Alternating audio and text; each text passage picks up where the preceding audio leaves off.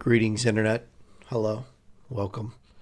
We are live with episode 145. We are joined tonight by a familiar face and also a first time guest. The familiar face on the call is the most familiar face that we've had on the call, the man who has appeared on the show more than anybody, Mr. David Coffey. David, how are you tonight, my friend? I'm doing well, brother. Yeah, How are you doing? I'm good. I'm good. And our first time guest on the call tonight, I'm very excited to have this young man on the call with us, Colin Lawson. Colin, welcome. For Thank you for those having me. who, it is a pleasure to have you on. Thank you for being here.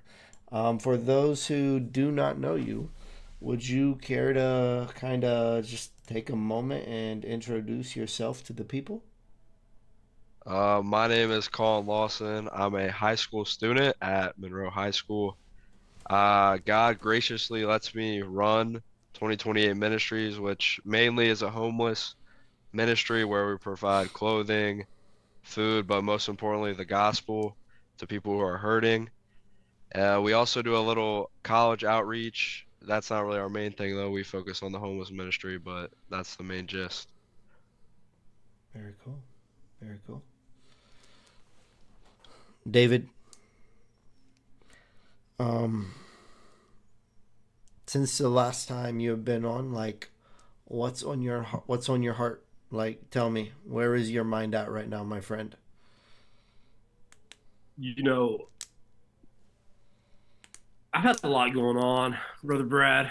Yeah. I'm just you know what? I am we had a baby. I had a knee surgery. Probably all since the last time I was on. Well, no, I had the baby's been on here a couple Yeah, times. yeah. The baby But has made an appearance. I think the baby was like a day old and appeared on the show. yeah, Yeah. yeah, I think I've been on twice, but I don't know if I've been on since I've had knee surgery. So my life's been a lot of recovering, healing, and then figuring out what life is like with four kids instead of three. It's about the same, if I'm being honest with you. But the knee surgery was a big deal. But right now, man, my mind is totally on Christmas, making Christmas special for my family, and that's really one of the things we're focusing on right now. We do an advent calendar. You guys familiar with these? Like not an advent Yeah. calendar, but like an advent storyline. Yeah. So we bought one of those. What I found out when I became a parent was, man, we spend a lot of time talking about Christmas, but not talking about Christ. And I didn't want to make that mistake, but I also know it's kind of hard to structure things with your kids, especially if you want to get in a routine of talking to them about something every day. But we got a nice, Advent, like a block set up, and every day we talk about a new story with the Bible, and then it ends with Jesus coming. So we've been doing a lot of that stuff, doing that with the kids, and it's really just a special season. You have family around. Um, Loved ones, and this will be the second Thanksgiving and Christmas without my dad being around. So you really start to realize that, okay, these times with the family is really special. Make sure we make them count, and make sure that we're present with them. So spiritually, what is God dealing with me on? Um, just really just for me, I think. I think the gospel, making sure, Colin, you were talking about most importantly giving the gospel to people. How can I make sure that I'm giving the gospel in the best way possible? Am I studying? Am I stud like it's crazy. We were talking about wrestling before, just so you guys know. Before we jumped on, we were talking about wrestling. Okay, so I've been watching wrestling, and my son's been doing jujitsu, and when you start typing in jujitsu stuff on Facebook, you start seeing all these videos, and these guys are like showing you how, like, this is how Gordon Ryan does a choke or something like that. You start to see how these people who are good in the sport have their own technique and how they do it. And one thing I've been wanting to focus on a little bit more is who are the people that I think are great at giving the gospel message, and then what are they doing that maybe I can copy or emulate. A lot of times we feel like we got to make up something new, a new way to do it, a new way to catch viewers. Everybody is their own unique person, and if you could just see me, you'd find I'm special. Maybe, or maybe they'd find out your parents took a lot of Tylenol while you were in the womb, and you're kind of just autistic. But those that have come before us have a lot to offer us when it comes to the gospel presentation. So can I get better at that? But really, Brad, nothing like corporately. Sometimes God will lay something on my heart, and it's like, okay, I need to teach this in Sunday school, or I need to have this. It has not been that at all. It's been totally um, being there for my family and loving my family, loving my mom through the holidays, man. Most suicides, and don't fact check me on this, but I think most suicides happen on Thanksgiving. People realize they're lonely. They realize they don't have a family. They're probably sentimental and sad because they're thinking about childhoods they had or things that happened in the past. So this could be a really hard time for some people. Um, for me and my family, I just want to make it special. I just want to make it special. It's very well said. Very very grounding. I think sometimes we get wrapped up in so many things that we forget the things that mean and matter the most. We do good often to recenter ourselves and focus on the things that matter. Um, I'm intrigued.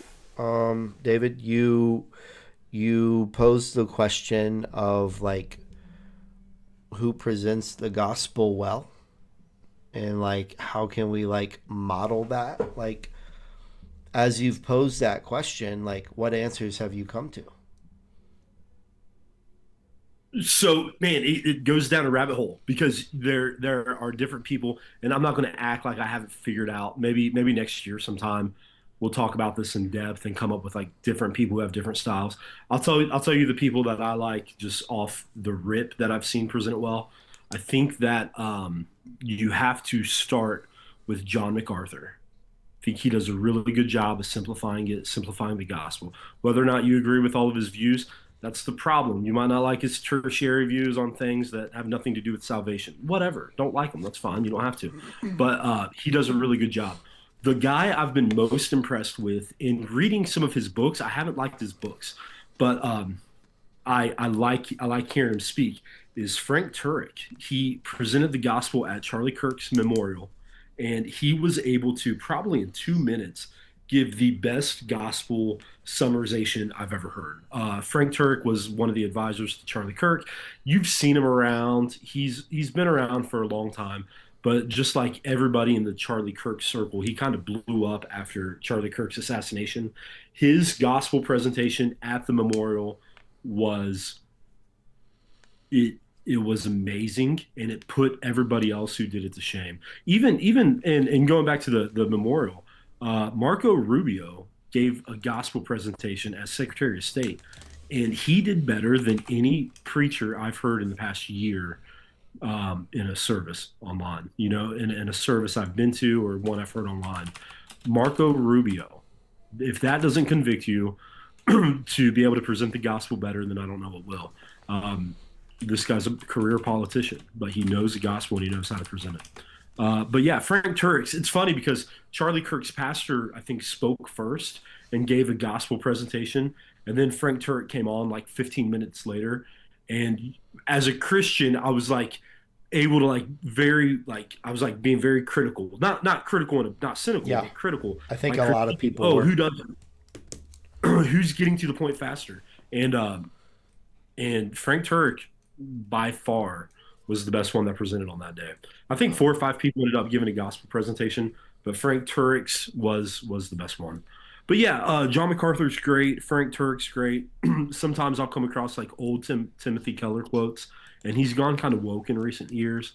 Um, Maybe even like going universalist near his death, but like some of his gospel presentations in some of his books, probably in the 2000 teens, really well done. So Yeah, very cool. David, what did you think of Tucker Carlson's gospel presentation? I thought he did great, and I don't remember a lot of the details. of exactly what he said. I remember I was impressed coming from him. What I was more impressed by with him was his discernment of the Holy Spirit. Yeah. Immediately he starts laughing, and that's a way that I see people act in church during altar calls or something. And I think to those who aren't in our Christian circles, they might not know what that is. He had a the Holy Spirit must have been present, and obviously it was, must have been present in a very tangible way for Tucker Carlson to be able to acknowledge it. And I think he said this place is buzzing like a pitchfork or something like that. Yeah. He said that, I immediately knew what he was talking about. I've been in those services. I've been in those environments where you just feel like, man, God, you can do anything right now. We are here. You are here with us. And I imagine the faith in that place was crazy. So yeah, I was impressed with Tucker, but not to the point of Marco Rubio or Frank Turek. But yeah, Marco Rubio did a great job. I think JD Vance even touched on the gospel in some points. Really an impressive ceremony, man. I was shocked. Yeah, I thought, man, maybe America's not so bad after all. Maybe we're going places. Yeah. I became a card carrying Christian nationalist that day. I got the 3%er tattoo. I got the Make America Great Again sticker on the car. Everything's great now. Yeah. I was most impressed by Tucker's, honestly. I never heard him give a gospel presentation or even talk about God in my whole life. And when I heard him say that, it was the most powerful thing of the whole ceremony to me personally. I don't know. It was just the way he was wording the gospel. It was eloquent to me. It, I don't know.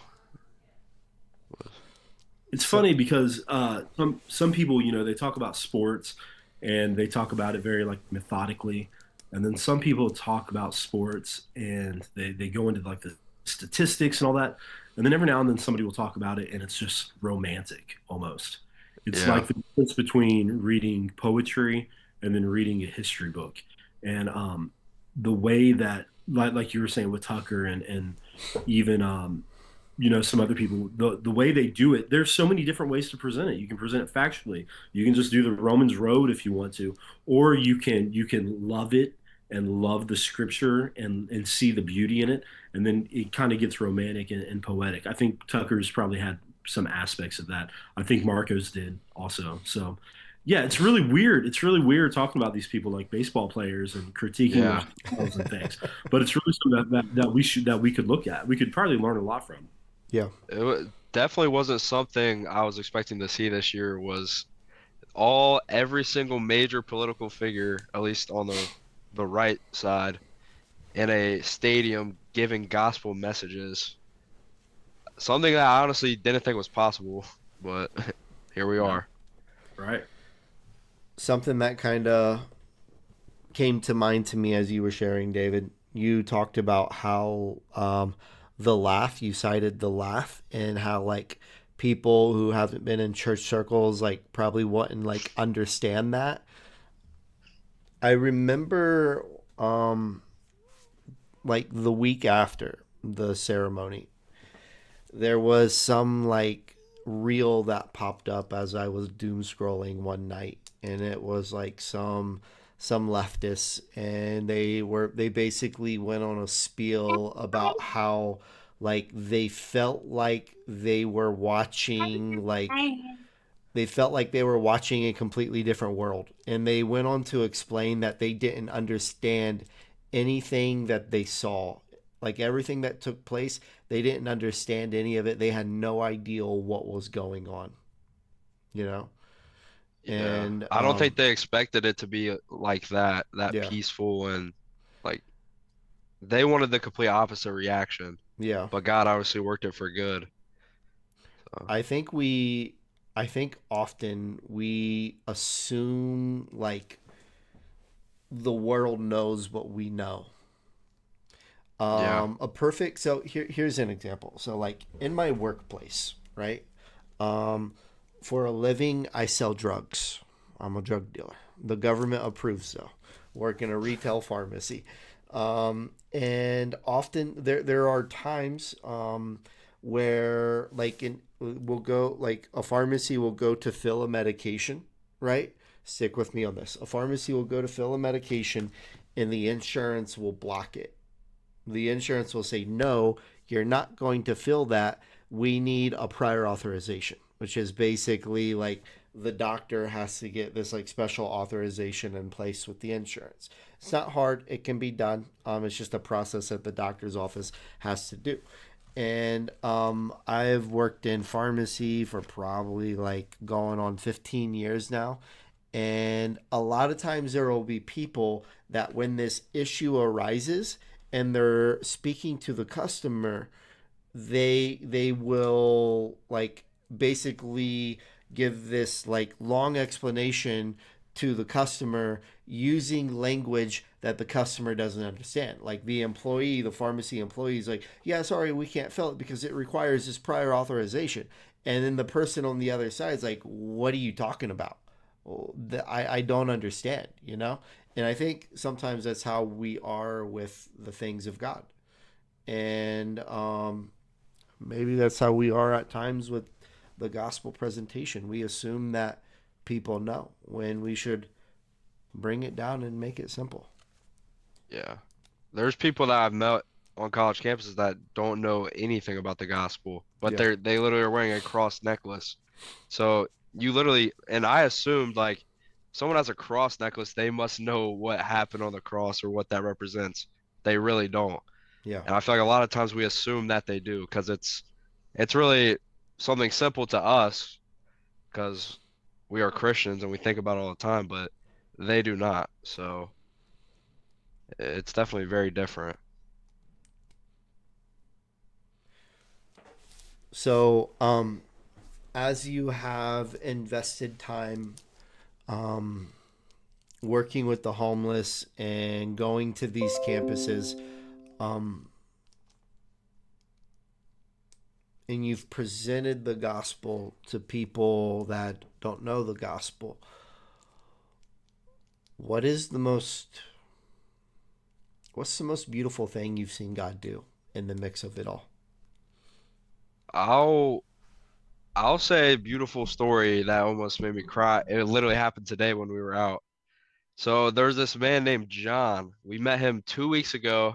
It was pretty cold 2 weeks ago, and we were at the bus stop, and he had just gotten off the bus from he got from Cincinnati and then bus to Middletown, Ohio.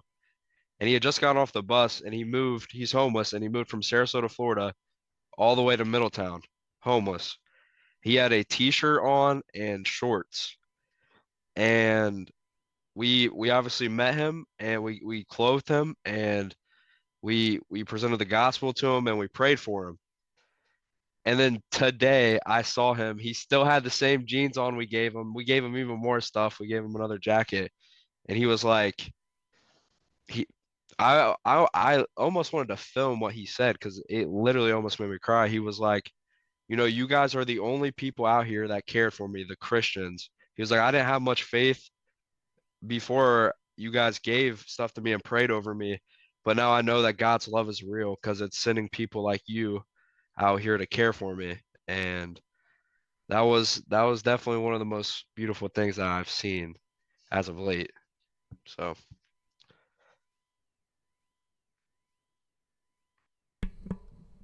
That is a powerful story. Um, where is John now? Is he homeless still uh on the streets? he is still homeless, but we're we're here to support him and we Yeah. got him more clothes. He literally said I might have died if you guys didn't give me clothes. That was literally what he said. That's actually the first thing he said. Yeah. And that is not a testament to me, it's a testament of the love of God Yeah. for enabling us to have the materials to go do that. It's nothing that we did at all. So we represent spreading the gospel isn't just like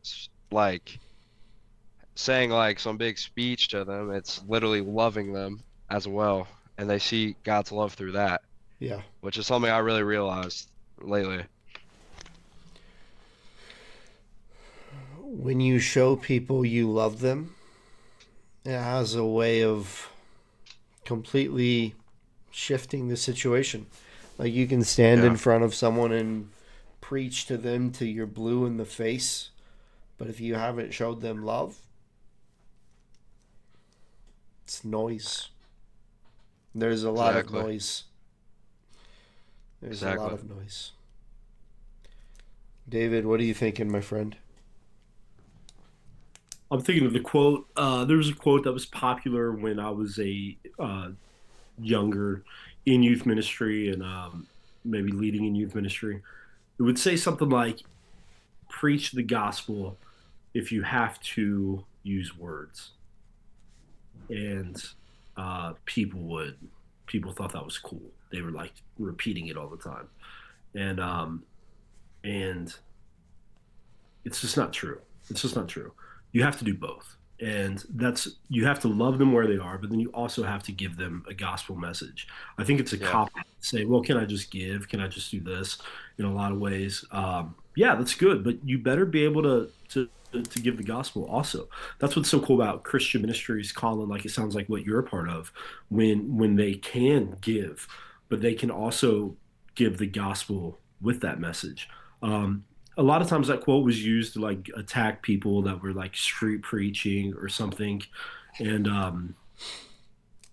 well, you and then a lot of times that view gets attached to political ideas. Well, if you're going to cut off their SNAP benefits, you're not showing them the love of God. And it's like, well, okay, it's a more nuanced conversation than you're probably willing to have. But I can absolutely give you a gospel presentation without having to agree with funding, whatever you want to spend our tax money on. Like we can have separate conversations. But I think a lot of times people who are enemies of the church or enemies of what they think would be, maybe like a Republican or conservative viewpoint, they have these really simple arguments that don't really make sense. You see it a lot with abortion. If you loved them, you wouldn't want the child to grow up poor and in poverty or whatever. So you would let them have the. What are you talking about? You're talking about killing a baby. You're crazy. You're a crazy person. But yeah. So when the gospel can be paired with that, when you can have the gospel, and then when you can show love in tangible ways, that's powerful. That's powerful. And yeah, I just that's really awesome what your team's doing and to have those testimonies. I'm sure it's very fulfilling in your heart when you hear stories like that from people. That's amazing. Yeah. I tell people all the time, there's nothing in this world that gives me any sort of joy like being out there serving them. There's nothing at all like it. It it gives me a sense of peace. But yeah. Wow. Wow.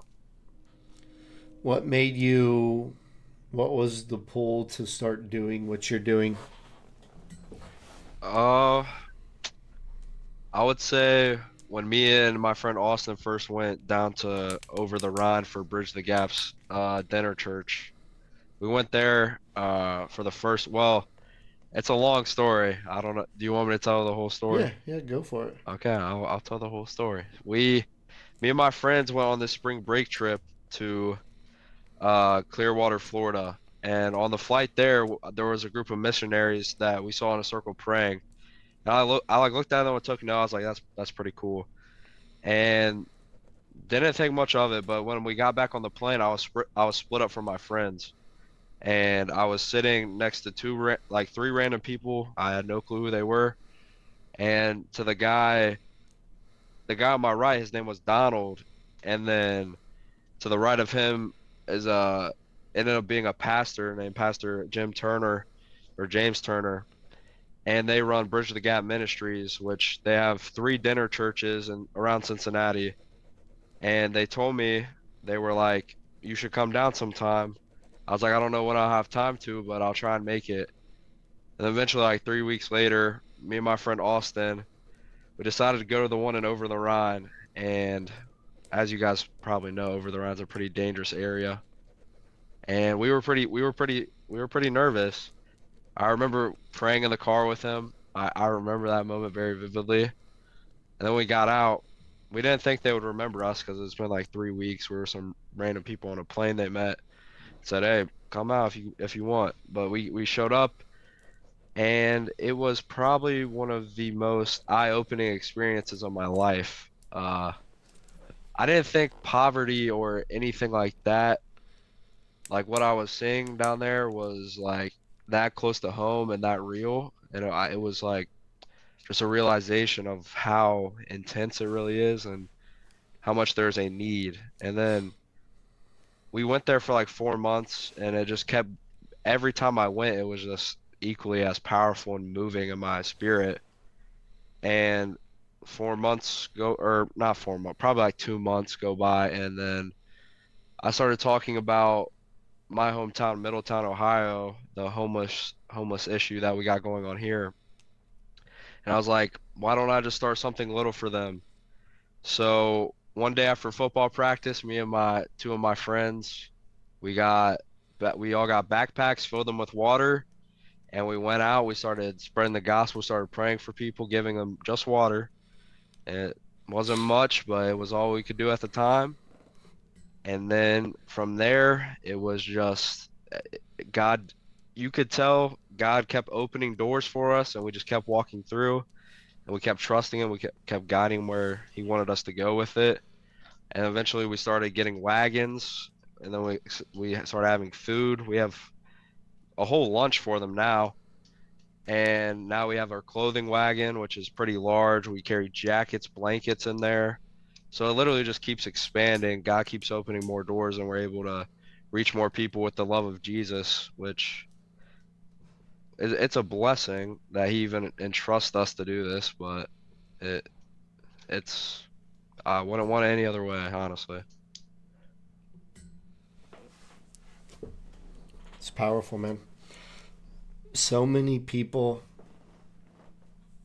sit back and just kind of tag in, tag out, you know? They go through the motions.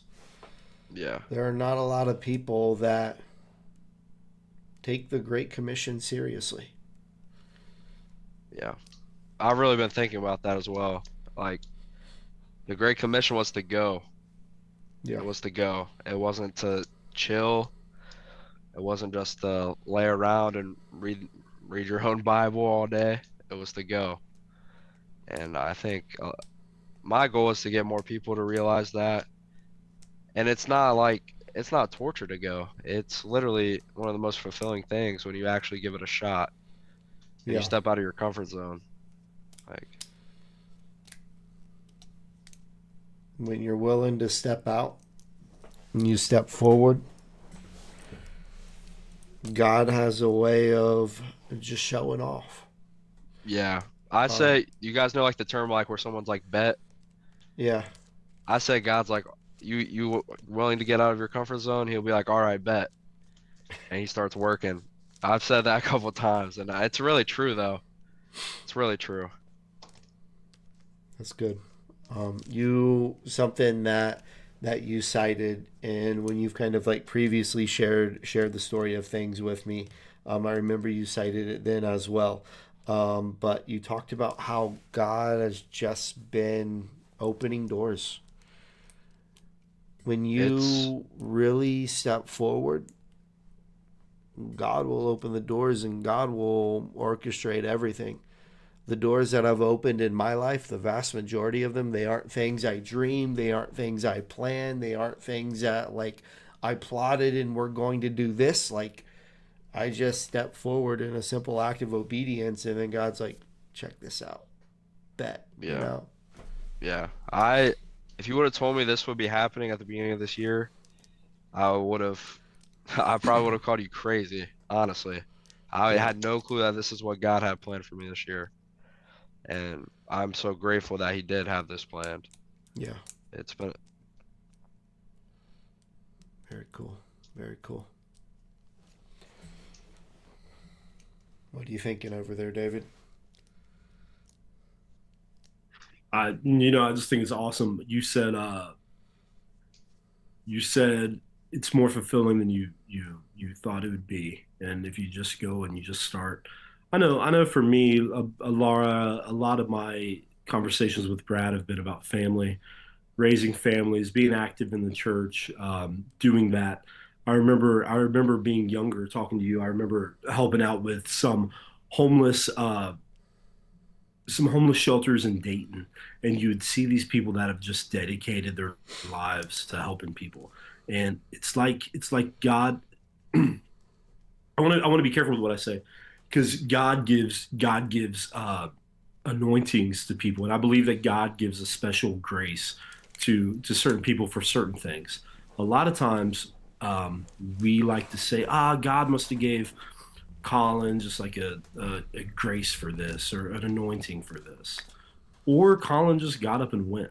You know Yeah. what I mean? And you know what Yeah. I mean? And then God blesses you when you get out there. And it's not like, some people, they they can't get around canceling themselves. Like, I couldn't do that. I couldn't do this. God must have just had something special for Colin. Yeah, he did, but Colin didn't know that until he got out there and did it. And then what's to say that's not going to happen for you when you start? So I know with me, a lot of times it's just, when you think about doing anything for God, you're already going down into the details. Like, how am I going to secure a building and help out these people? And it's like, well, you haven't even passed out water yet. You haven't even Yeah. fed a meal to anybody yet. So, yeah, honestly, man, yeah, kudos to you for encouraging those around you to go and to do something, and for seeing the need in Middletown for these unloved people. God's faithful, and there's no better business partner to work with in anything than God. Amen. He's going to be a reward. It's going to be worth it. So you might think you're giving up a Saturday, you might think you're giving up time, you might think, I'm helping out these people who don't care. You're going to get a good return on that investment. That's something that you can be confident in. Too many times we're just impatient and we're mad that it might not seem like everything's working out right now. And, maybe I could have worked a few extra hours and gotten some money instead of helping out. But the reward is much better teaming up with God than anything else we can do. So Yeah. we can take peace in that. What's up? Uh, You know, I would say he talked about encouraging. I'll also like to add a little bit, like the people that come out are a lot of high school students literally that come out there and go into some of the darkest areas there is with me. And oftentimes we'll do like a lot of walking, like on sidewalks when we're not interacting with people. And these are some of the like conversations that I cherish the most is with these.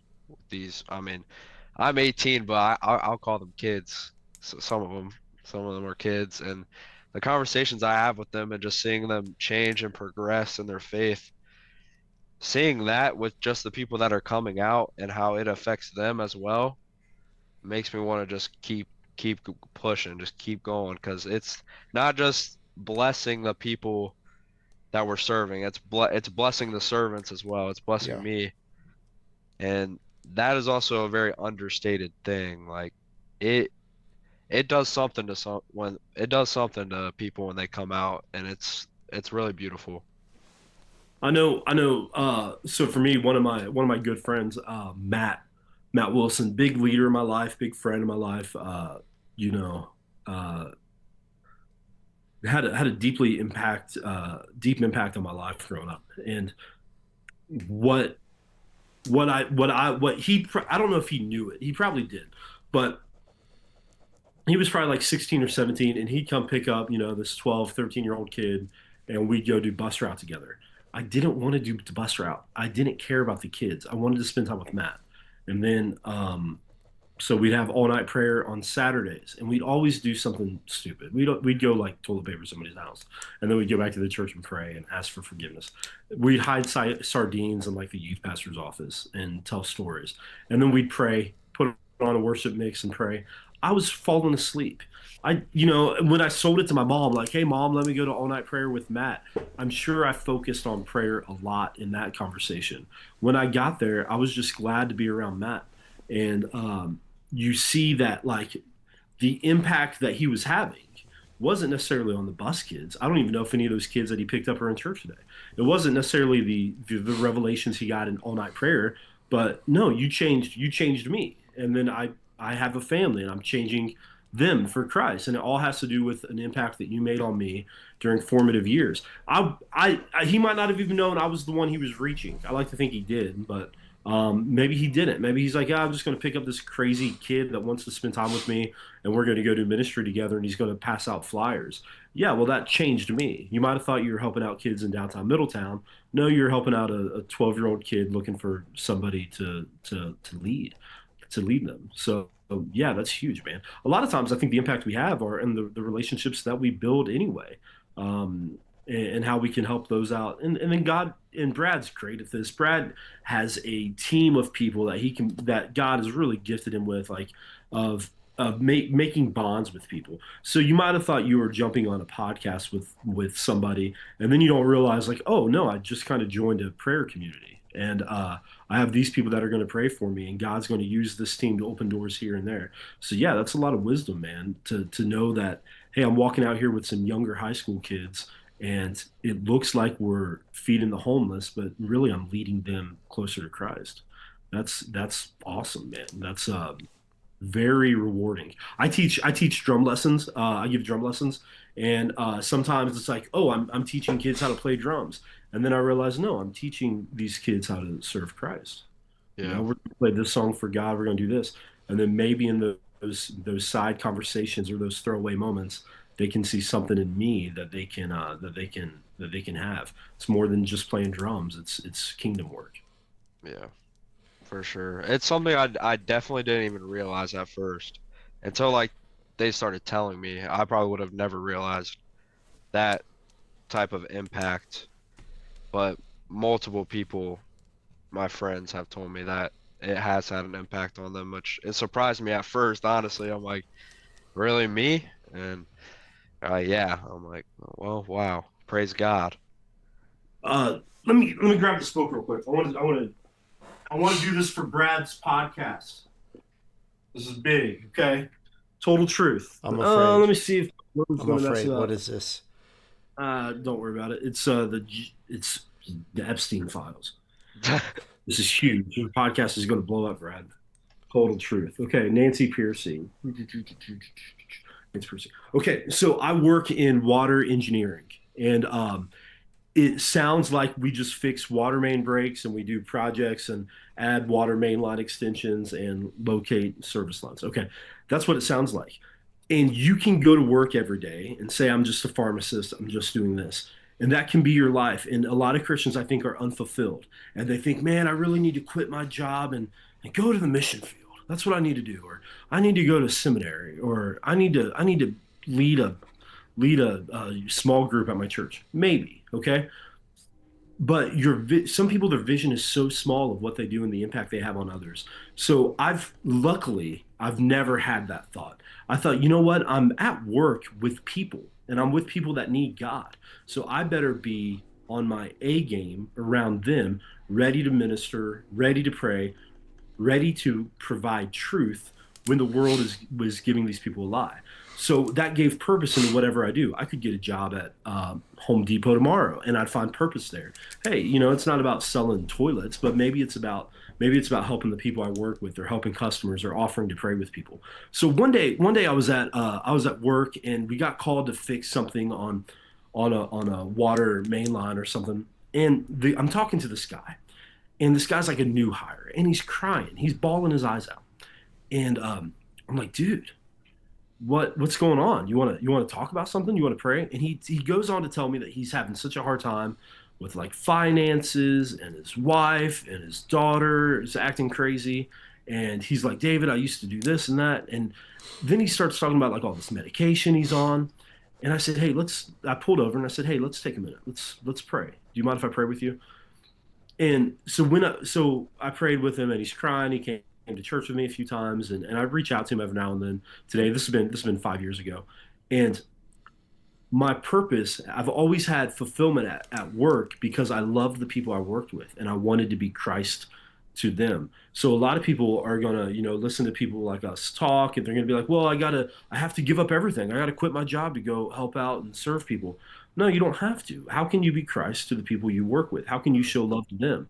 Um, if a family member, if you have a coworker that you work with and their family member died, have you text them and said, hey, I'm thinking about you, praying about you. If you need Yeah. anything here. like small stuff like that, and it sounds so trivial. It sounds so non-important. If a guy's off work for a while because he had an injury, just check on him. Say, hey, I just want you to know, man, we miss you here. I appreciate you. I'm praying for you. But too many things, and the reason I brought up this book, Total Truth, is because when you are a Christian, it doesn't. You don't have your life is not. Um, there's no split between your spiritual life and your work life. There's no split there. It's all your spiritual life. This is all your Christian life. If you believe in Jesus, then Jesus should infect everything you do. And it's not that I'm going to go to work and I'm going to believe this and I'm going to act this way at work because they have their rules, and then I'm going to go to church and I'm going to act this way. It better not be. You better be the same. It better infect everything you do. But we get this idea that I have to be professional, and if I'm professional, I have to leave my religion behind and my beliefs behind. That's nonsense. That's nonsense. That's not what we do. People have this.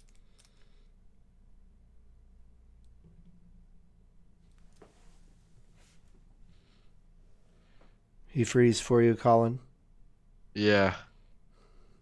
David is frozen. David, if you can hear us, you are frozen, my friend. Well, while he is frozen, um, a couple things come to mind for me. Man, I hate that he's frozen. David, come back to us. I was just gonna say something about what Uh, he was saying. okay. Okay. Hang on. All right. Um, Go ahead. Go ahead and share your thoughts. I imagine his device he was on probably just died. I was gonna say he was talking about spreading the gospel or just being a light at work. Yeah. I think it's off of it like people often forget about that literally every aspect of your life can be a ministry of some sort. Yeah. Work, your family, your friends, going to school, going to the grocery store, being kind to everyone you meet there, helping out if you see an old lady putting the stuff up in her car. Like that is showing the love of God, and people forget how important that is. They think you gotta do like some big thing serving like with me or like the homeless. Not really. Yeah. You can serve people throughout your normal day-to-day life. You don't even have to go out of your way. Um, I would. So I'm going to make a statement that some people might not like, but actually, I don't know why somebody wouldn't like this. It's just what it is. There are a lot of people in ministry that have made ministry an idol. Yeah. When you have to be given something to do something, you got nothing. Um, so I am a I love I absolutely love Marvel movies. Like everything Same. MCU I love. Wait, So hold up. You see oh that? dude, that is great. That is great. But Yeah. so the the Sorry to get off track. second, no, not the second. I think it's the first the first Spider-Man movie. What was that with Tom Holland? Was it Far From Home? Or- No, No Way Home. Homecoming. Oh Homecoming. yeah, Homecoming. Homecoming. Yeah. Yeah, Homecoming. So Spider-Man Homecoming, there's this scene. It is after, so it's after the boat, right? The boat gets like cut in half, and like Tony has to Yeah. come and like weld it back together on the spot or Yeah. something, and he saves the day. And then there's that scene after the boat where like Peter's kind of like off, like pouting, and the iron suit like And lands next to yeah. him, and they're having the conversation. And then Peter's like, if you cared, you would be here, And then the And he's suit actually opens there. up and he's there. And then Tony's like, I'm going to need the suit. And he's like, what do you mean? And he's like, I'm going to need the suit. And then he's like, I know I'm nothing without it. And then Tony's like, well, if you're nothing without it, then you never should have had it in the first place. Yeah. I think a lot of I love that. times, I think I a love lot of that. times that's how we are with the things of I God, actually love how you doing work painted that. for God. Like so, Perfect like analogy. yeah, like Colin, if you need 2028 to do something for God, then you're crippled. Yeah. Like if we need a 100%. position or a title to do something for God, then we're crippled. We're Yeah. crippled and we're blind. I 100% agree. On last Monday when we had our Thanksgiving thing and I spoke, I made sure I touched on this because I knew there was a lot of ministers that have different ministries that were in there. And I literally talked about this. I said, we cannot idolize our ministry. We must come to the feet of Jesus at all times and not put the ministry over the man. That's all I really said. I wish I would have went more in depth on that because I think it's very important. I'm glad you brought it up, honestly. Yeah. It's forgotten about, and it will lead to straight destruction of everything. Yeah. Because if you do lose that, then you're just gonna self-destruct. Yeah. Processing a lot of the conversation that has kind of like transpired, a couple things come to mind for me. You talked about in an open up conversation between you and David.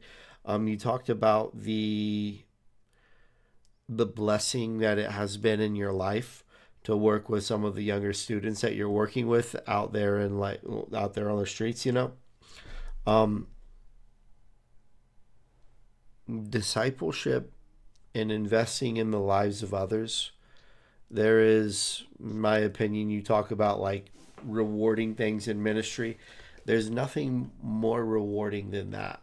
And I think in the end of the day, the main thing that people want is somebody that will actually come alongside them, open their world up to them, and do everything in their power to pull the gold out that God has put in them. Discipleship is not about us. Discipleship lays one's life down for another. So, and something powerful happens. And like a lot of times, like in ministry, like we paint these ideals of grandeur, like there has to be numbers, there have to be results, there has to Yep. be progress.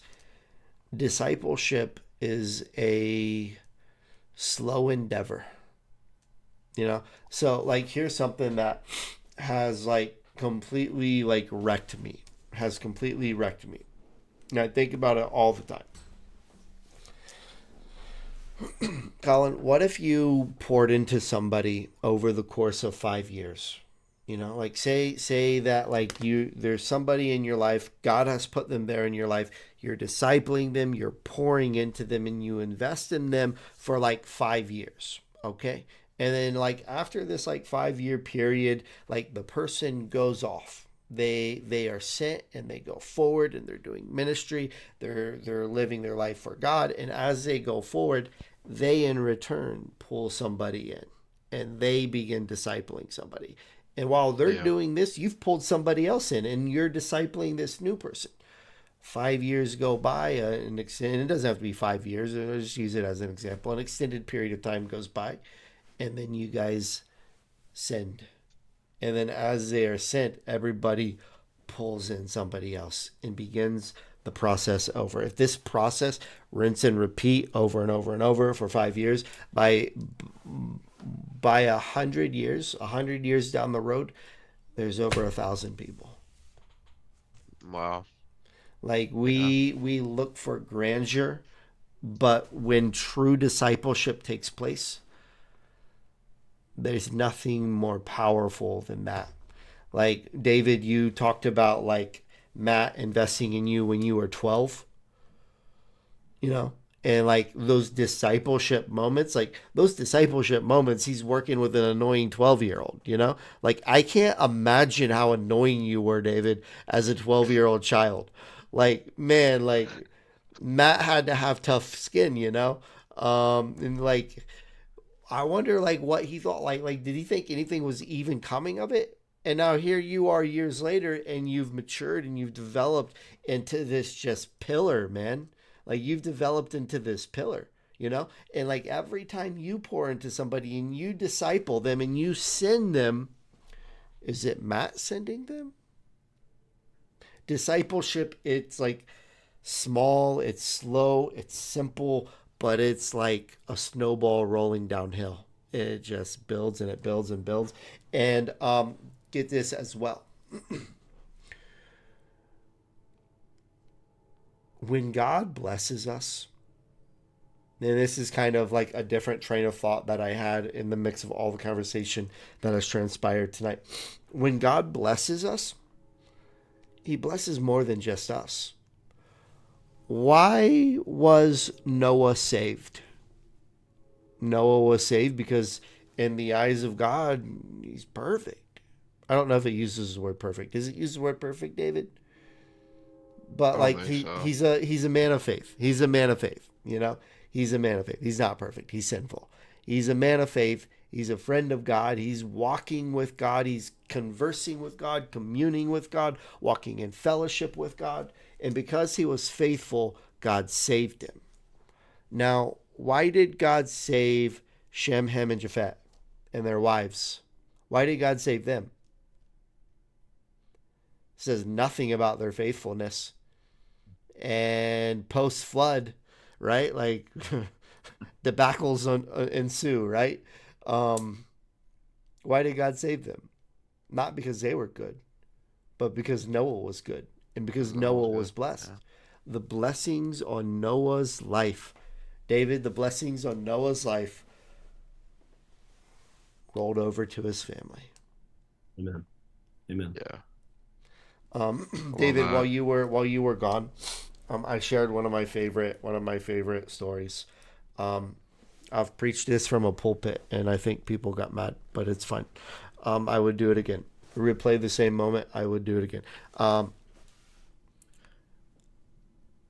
I love the MCU, David. I love the MCU, and Wait, Spider you Man. preached it from the pulpit? Yeah, I preached it from the pulpit, I and love that. I I went love as that. far to play the clip. We played the clip. We played the clip.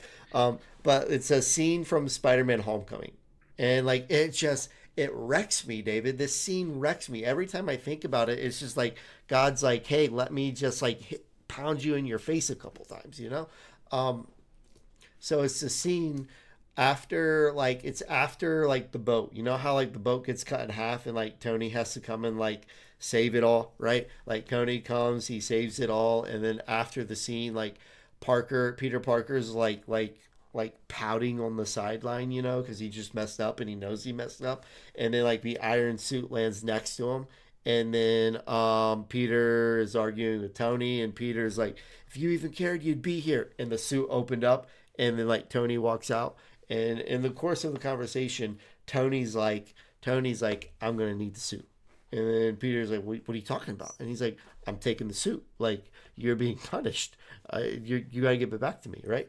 And then Peter's like, you can't take it. I'm nothing without the suit. And then he's like, if you're nothing without the suit, then you never should have had it. I think that's how we are often with ministries, David. I think that's how we are often with like these ideals of grandeur. Like if you need the mission trip to do ministry, if you need the position to do ministry, if you need the title to do ministry, if you need the microphone to do ministry, if you need this or if you need that, then you're crippled and you're blind and you Hmm. don't really even get what it's about. It's not about any of that. It's about the discipleship that is done on a small scale that becomes a snowball rolling downhill.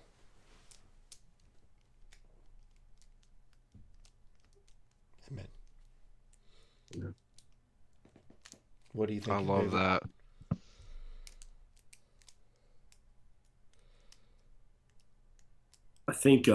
I think I had this conversation with somebody recently.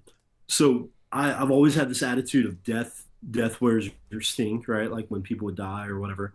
And I've had friends who've struggled with losing parents, and it like set them back years. Like honestly, it set some people back, 4 and 5 years, and made a lot of mistakes and had a hard time with it. Um, I was talking about my dad passing away. So it was a year anniversary on November 25th. So my mom, I go over to my mom's, and she's having a hard time with Thanksgiving without dad and stuff, and I get it. I understand. But I told her, I said, Mom, my view of dad isn't he had a life and then he died and he lost it. If you zoom out and you look at, and this is going to sound crazy, and maybe it is, but this is what I believe, and this is what I think is also scriptural. Okay, if you look at the story of God's people, and you can see Abraham was important, but he wasn't the main deal. The people of God was the main deal. Jesus, and Abraham did his thing, and it led to the son Jesus being born. Okay, so now we're 2,000 years removed from that. So was my dad 69 years on life the important thing? No, it wasn't. The important thing was he had kids, and then those kids had kids of their own, and then those kids will have kids of their own. So in the scheme of things, dad's 69 years wasn't much, but he played a part in God's plan. And what grew from that is more than he could have ever accomplished on his own. Okay. So if we look at that in the physical, which I think is spiritual, obviously I don't think you disconnect the two. But if we look at that, like you were saying, Brad, everything I do, it takes the sting out of loss and out of death and out of what we see as wasted time, because man, I put in all this work but no fruit came from it. What do you mean no fruit came from it? You have such a small view of it. They tell the story. So Wayne Grudem, he came up with the systematic theology book. He's a great guy. I think he like petitioned for his local community to start a Bible school, and I think they started with like 20 kids, and he fought for it, and he fought for it, and he's like, I'm going to have this thing, okay? And just a small school, something he did. Well, 10 years later, they have a class, and some 8-year-old gives his heart to God, and then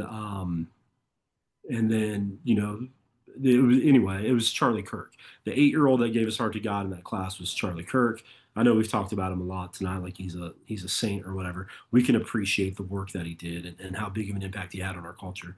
So what looks like something small to us right now, in the scheme of things and the people of God, it's going to play a magnificent part. I am bigger, my the part I play is bigger than who I am. So I'm a piece of the puzzle that's leading people to Christ, into building the family of God. So if I don't have it all figured out, but if I can give and love other people, then I can trust that that's going to have a bigger impact. Anyway, if you do that, your life provides a lot more meaning than what you think it does. If you do that and you say, "Hey, I was able to give $200 in tithes, or I was able to give an offering, or I was able to give a coat." If you look at it in that bigger viewpoint, your depression and your lack of fulfillment will probably go away. If you're struggling with purpose, if you can have a better viewpoint, your disdain for your job will probably go away. Hey, I'm gonna help brighten this guy's day. Maybe that'll do something, and I'm gonna love this guy today. I'm gonna come in contact with people I love. But people are so wrapped up in the fact that they don't have a platform, that they don't have 100,000 followers on Facebook,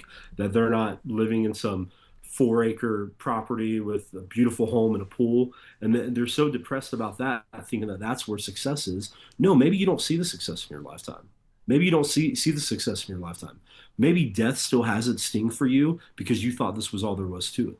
Maybe it still stings when you lose because you think that winning every small battle is part of the job.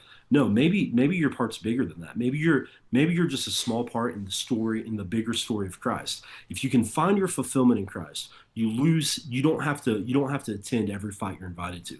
You don't have to get every promotion you apply for. And that's a little bit of where like the prosperity gospel hits us. We think, well, I'm a Christian, I need to have a Lexus and I need to have a Land Rover, and my wife better have all the plastic surgery and stuff, and better look Instagram worthy, and we better have a pool and a bunch of 6, 7 kids running around. Okay, that's not what we need.